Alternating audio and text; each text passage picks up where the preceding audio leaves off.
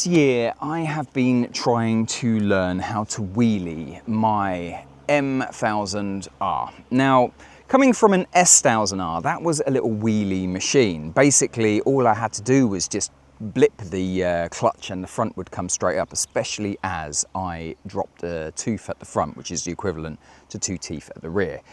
Now, back when I had the S, I didn't have the balls to wheelie, nor the inclination. So for some reason this year I've decided, no, I'm going to learn how to wheelie and I'm going to do it on the M1000R because it's a wheelie monster. No, it's not. It is an absolute bitch to learn to wheelie on. Now, at first I thought it was me because, of course, you know, I don't really know how to wheelie. I was trying to learn power wheelies as opposed to clutch up wheelies.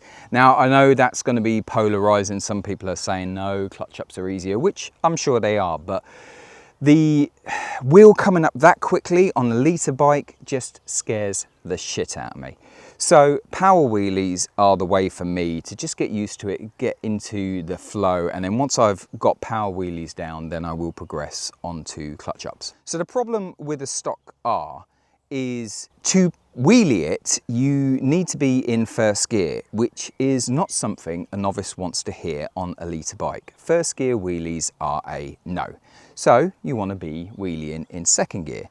To wheelie in second gear on a stock BMW M1000R, for me, I found the sweet spot was about 8 to 10,000 RPM, nearer the 10,000 RPM. 8, you had to really over grip it and crank it.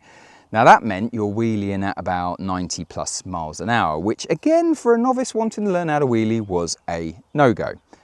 So I thought it was me. I handed the bike over to a friend who can wheelie his bike. It's an R1, so it's easier to power wheelie. And he gave me the same feedback. It is so hard to power wheelie a stock M, and even clutch ups, you just have to really give it. So, you know, if you've got big balls, you will be able to wheelie this bike, no problem. If you can wheelie other bikes, you're going to be able to wheelie this bike, but you just know you've got to give it more.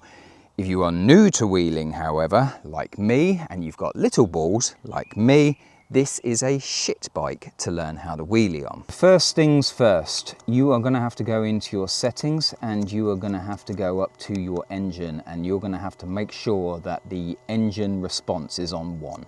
On level 2 on a stock bike, it's just not going to happen. It needs to be on 1.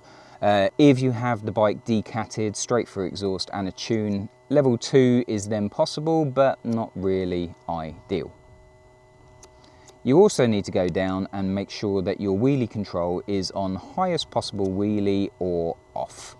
Now, anybody that can wheelie are all telling me you should have it off, but that scares the shit out of me while I'm learning. And to be fair, high wheelie possible is as high as I want to take the bike on wheelies. So I'm quite happy leaving it there, and that's where I've been learning.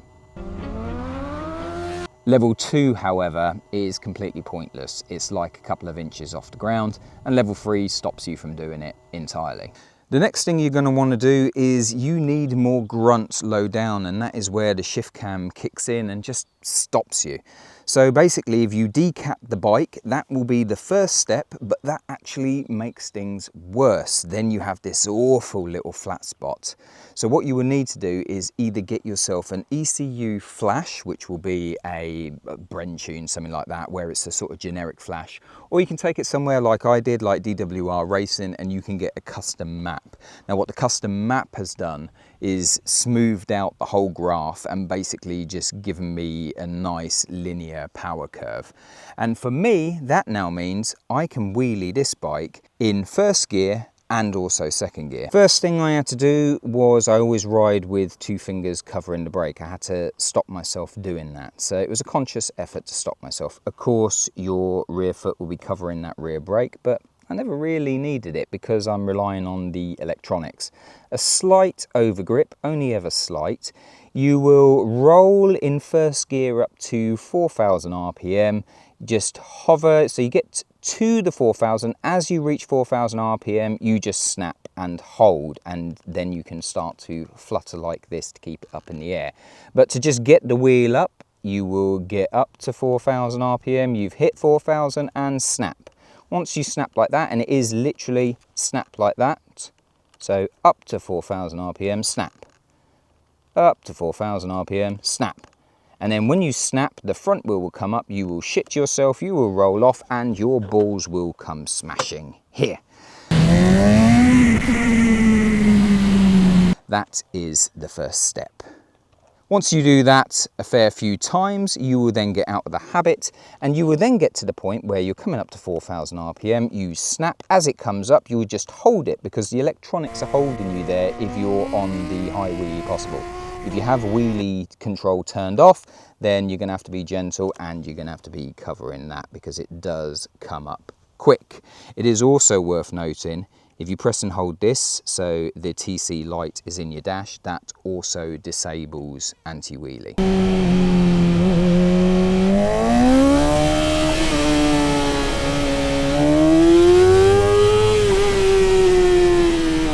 So for me, power wheelies in first gear is at 4,000 RPM snap. Also 6,000 RPM is easier, but it requires less of a snap, but the wheel will come up quicker and you will shit yourself. So 4,000 RPM snap, learn that wheel coming up. It's nice and controlled, it's around 30 miles an hour, and then you progress up to 6,000 snap. So 4,000, snap it. The times you miss it, because it probably will be 1 in 2 when you get the wheel up. Little bit of back brake, get yourself back down to 2,000 RPM, go back up to the 4. As you reach the 4, snap, and it will start to come up. So second gear is actually easier than first gear, or should I say more controlled than first gear. The wheel doesn't come up as quick and you can hold it for longer and go further.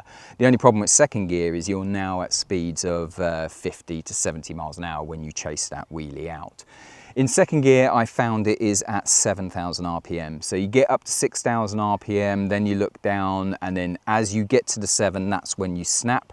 The wheel will come up slower, so you have to hold it for longer, and you can sort of feel it come up. And as it comes up, that's when you start to hold and feather it.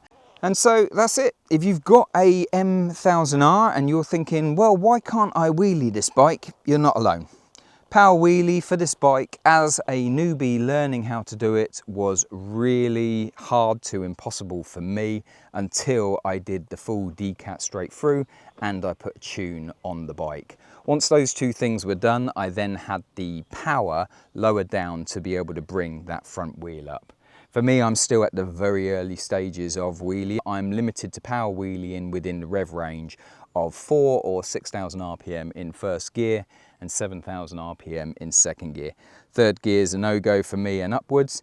I have tried clutch ups and I do not like them. At the moment, they are scaring the crap out of me because the wheel just comes flying up. It's just way too much for me. So my plan of learning how to wheelie, softly catch the monkey, is I will be continuing to power wheelie until I've got that down, until I'm happy with the bike coming up on command. I'm happy with being able to hold it up and not the instinct to just shut off and crush my nuts.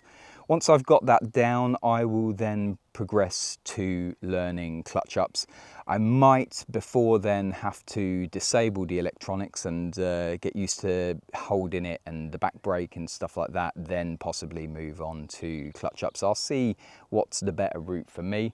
If you're a soft pansy like I am, but you still want to learn how to wheelie, then keep following me and see how it goes. As always, guys, I hope that was useful. Thank you for watching. A like and subscribe will be greatly appreciated, and I will catch you on the next video.